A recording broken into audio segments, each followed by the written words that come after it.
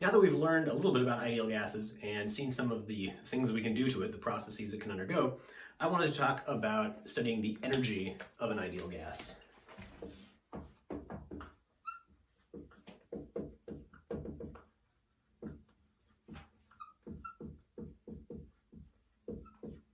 Now, energy is conserved, as we know, and our system of molecules can have energy in lots of different forms. And so conservation of energy means that we can, have energy change form from one to another, from kinetic to potential, etc.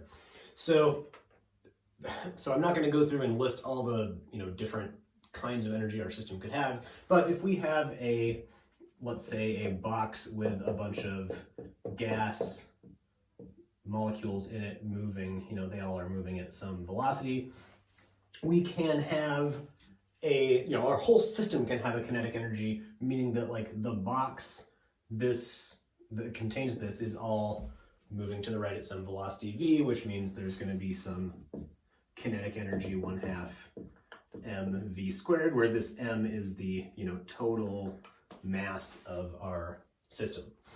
We also could have potential energy if this box is at some height above the ground, right? We're going to have gravitational potential energy, mgy.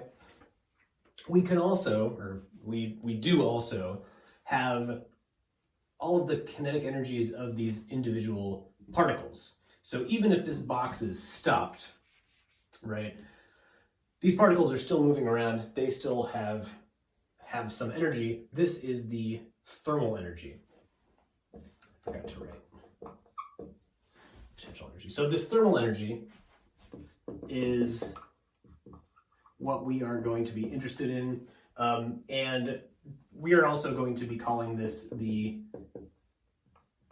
internal energy. And in fact, we're just going to leave off internal a lot and just say E.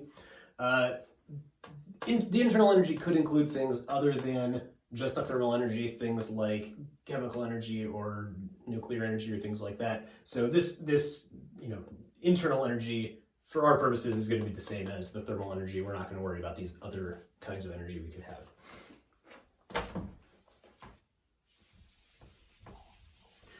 So our system could have overall kinetic or potential energy. We are going to ignore that mechanical energy, however. We don't have to do this. And indeed, in engineering thermodynamics, they pay a lot of attention to the mechanical energy contained in fluids. We're not going to worry about that. We're going to say our box is at some height we don't care about. It's not moving with any velocity. We just care about the stuff in the box, and what it's doing, what it's doing apart from having some overall velocity. Okay, so conservation of energy, one of those fundamental rules of the universe, leads us to the following equation. The book does a more careful derivation of this. I'm not going to worry about it. We're just going to kind of start with this as one of our starting points. So if we add energy to our system of particles, there are two ways of doing that we're going to learn about. There is work. We can do work on our system. This can take lots of different forms. And we can also add heat to our system. For heat, we use capital Q. So work plus heat, these are the two ways we can add energy to our system. So the work plus heat, that's like the total energy that we add to our system during some process. And so this is equal to the change in the total internal energy of our system. So this statement is basically just conservation of energy. We add this much energy plus this much energy, and that is our change in energy. It's that easy. So this is so super important, though. This is given its own name, and in fact a very strong name. This is the first law of thermodynamics.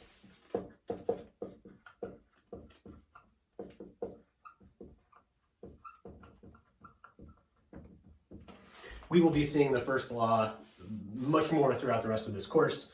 And we're not going to talk about heat until next lecture. Today we're gonna talk about work and kind of examine this part of the equation and figure out what's going on there. I guess I should be a little more careful about my definitions. We can have work entering or leaving a system. We can have heat entering or leaving a system also. So the way these are defined, this W is the work on our system. So this is the work energy that is entering our system. And this is the heat flowing into our system. We can also have heat flowing out of our system. If we have work going out or heat going out of our system, these values, the values of W and Q are just negative numbers. So not a big deal. We can still talk about work out of the system or heat out of the system. We're just defining this so that it has a plus sign. And while I'm erasing this, there is also one other thing that I didn't say about E that we should mention. E is another one of our state variables.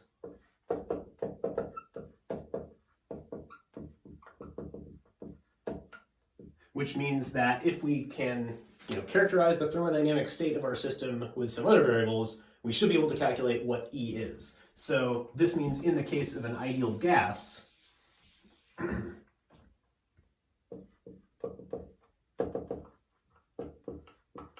so if we have an ideal gas and we know N, and like last time, or from the last part of the lecture when we were talking about our PV diagram. So if we know N, we know P, and we know V, we should be able to figure out our internal energy also, because these are enough to fully characterize the thermodynamic state.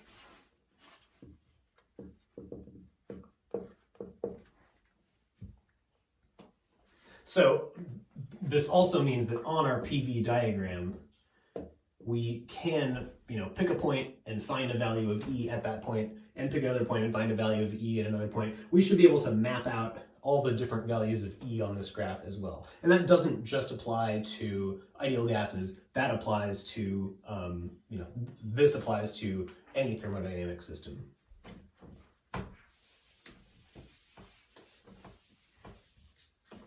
Okay, so let's talk about work.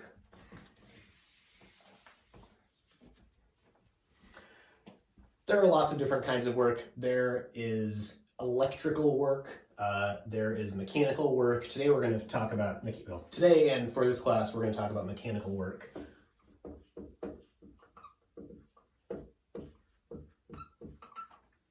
So our mechanical work is the energy transferred into our system when a net force acts on that system. So we have something pushing on our system from outside, and it can add, or in some cases remove, energy from the system. Whether our, so the W in our first law equation could include mechanical work, could include electrical work. For Physics 210, this W is basically always going to mean mechanical work.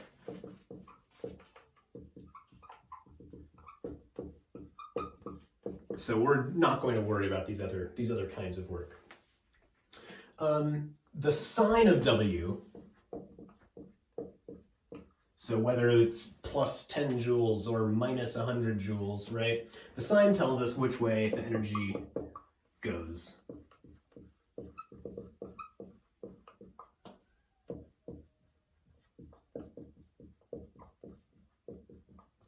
So positive numbers, again, mean energy is entering our system. Negative numbers mean energy is leaving our system.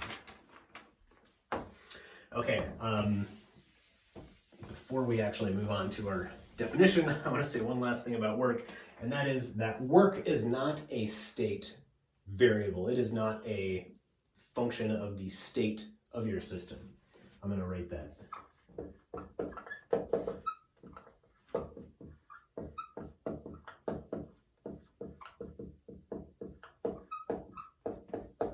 That's worthy of 3 exclamation points. So what that means is that if we have our box in equilibrium, it has some pressure, it has some volume, it's at some temperature, we cannot and do not have a number for the work of that system. That is kind of nonsensical. This work only enters or leaves our system when our system undergoes some change from one state to another. So, our work only exists for, changes in our system.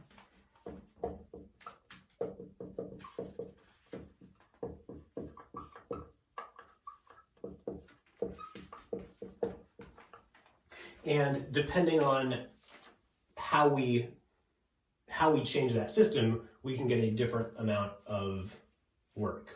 So we'll talk more about this later. The last thing I want to say is that work is always W and never delta W. We only see things like this, our delta variables, for things that are state functions. So we have some initial value and we have some final value, and we can write down the difference between that initial and final value. Our work itself is only defined as part of this change, and so we're not looking at work initial and work final. It is just the work W that happens when we go from state A to state B. Okay. So work, of course, we have seen before in Physics 109 or equivalent class, and our mechanical work there, so if we push an object with some force for some distance, we do work on it. Our definition of that was the integral of f dot ds along some path. So this is some path integral from start to finish. And this is the work done by the force F on some system, on whatever it is doing the pushing on. So in the case of our ideal gas, if we're exerting a force for some distance, that is going to involve something like sliding our little piston that we talked about last time. So I'm going to draw a little cartoon of a possible ideal gas system. So here's our piston, here is our little slidable, our little slidable thing we can move back and forth. In here, that is where our ideal gas is. So if I push on this and exert a force on it, I am only going to do work if this thing moves, right? By this definition, you only do work if you exert this force along some path. So in order to do work, this thing has to move. So let's say it starts here and it ends up over here, right? I push it, whatever that distance is. So let's actually call this distance dx. So we'll say this is some small, infinitesimally small amount. You can probably see where this is going to go. So we're pushing it some distance dx to the right. Now, if we do this, there are two things that happens. First of all, if we are quasi-static, if we are staying really close to equilibrium while we do this,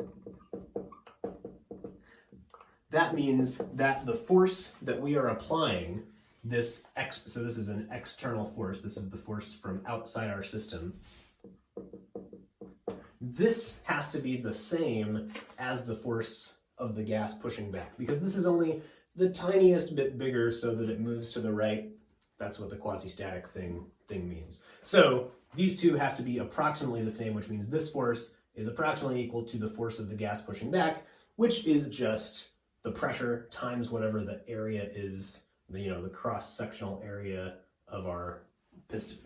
So this is P of the system times A, the area. Okay, so if we move this distance dx, our gas does not have as much room to move around, right? Before it could occupy this whole space, now it can only occupy this much space. So we have changed the volume of our container. So when we move dx, our volume now becomes volume minus whatever the volume of this part is, which is going to be dx times the area. My derivation of this is not exactly the same as the books, but it's pretty close. You can see their version also. So what this means is our volume is changing by this much. This is our infinitesimal change in volume. That's not a division, that is a bracket. Sorry. So this minus ADX is our dV. Okay, so let's go back to our work equation now. So this force is equal to P times A. And now, I should say the force and our motion are in the same direction, so we don't have to worry about the dot product. We can just ignore the dot product. This is just F times ds. So my force is P times A.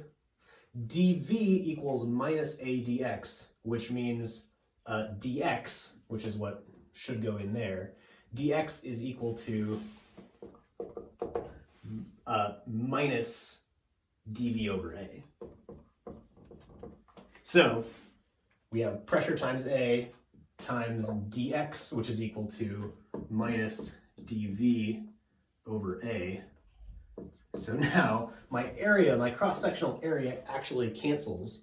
And what I really care about now is the integral from our initial state to our final state of the pressure times dV with this minus sign still. This is important. I should probably rewrite that. I will rewrite that. So this is our definition of the mechanical work on our system. Again, this does not just apply to ideal gases, but we will be applying it to ideal gases. Our work is equal to minus the integral from the initial to final states of P dV. And if we're integrating over V, this is like V initial and this is V final if we wanted to name those initial and final states like that. So this is going to be true for any thermodynamic process in our class. All right, so let's go back to our PV diagram just for a second.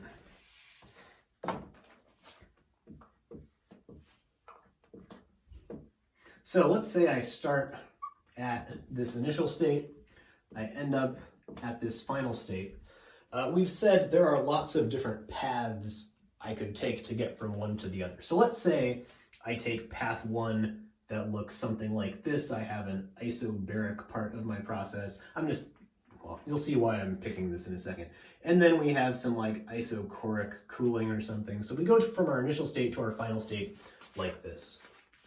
How much work is done in this process? Well, of course, I don't have any numbers, so I can't figure that out. But the integral of PdV, that is exactly the area under this curve that I have drawn here, right? So this area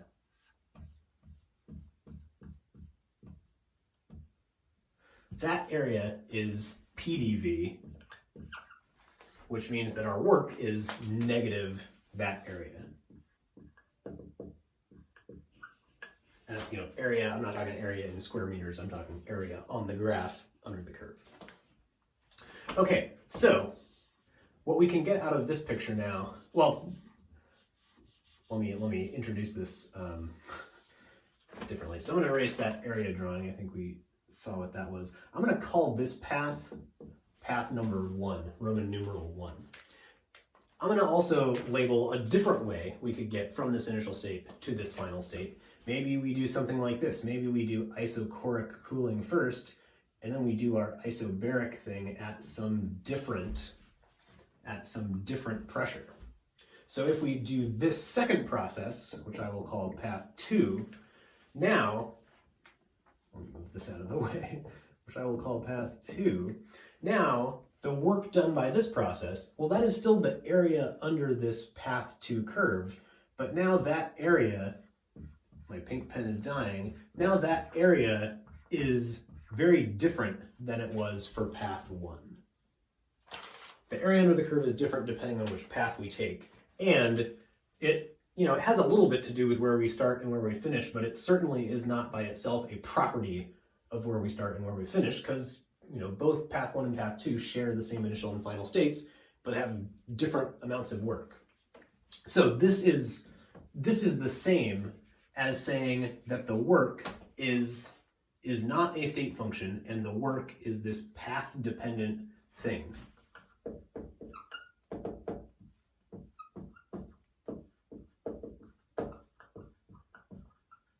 So work 1 does not equal work 2.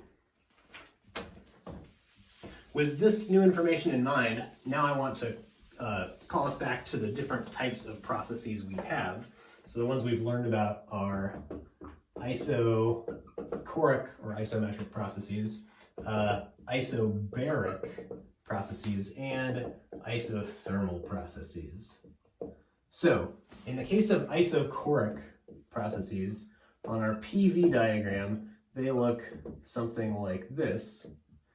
They are vertical lines up or down. So what is the area under this curve, or, what is the area under this curve? It is 0. There is no area. Our initial and final states have the same volume. So for isochoric processes, the integral of PdV is equal to 0. We have no work for isochoric processes, period. For isobaric processes,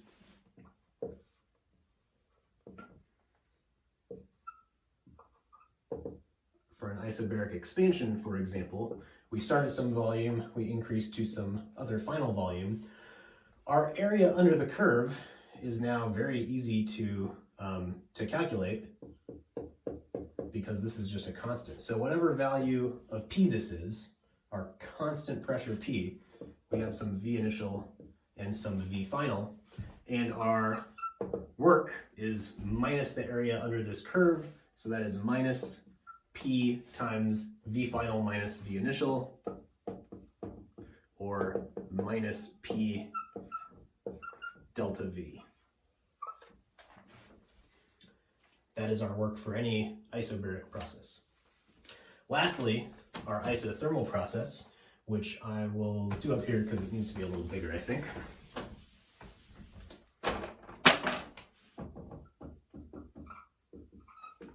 So for our isothermal process, our PV diagram is the most complicated of the three, right? It looks something like this. So if we have some initial state and some final state, we're undergoing some isothermal expansion, we would like to know what the area is under this part of the curve. So this is going to involve actually taking an integral, but it turns out to be really easy because we have an equation for this line, right? The ideal gas law is PV equals nRT, which means our pressure as a function of volume looks like P equals nRT over V, and this is isothermal, so T is constant, R is always constant, and N, we've said, in the case of this stuff we're doing in Physics 210, N is also staying constant. So V is the only variable, so the integral of PdV is equal to the integral of nRT, which I can bring out front, of 1 over V dV from our V initial to V final. The integral of 1 over V dV is a log, so what we end up with for this is our work is equal to minus nRT times the natural log of V final over V initial.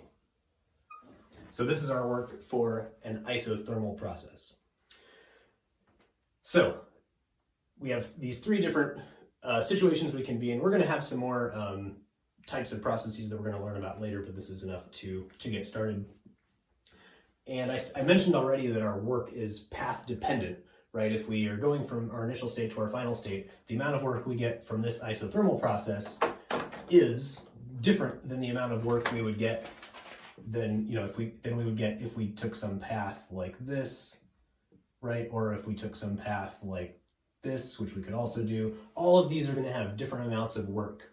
And as a consequence, we're going to need to pay attention to what the processes are if we want to calculate how much work goes in or out of our system.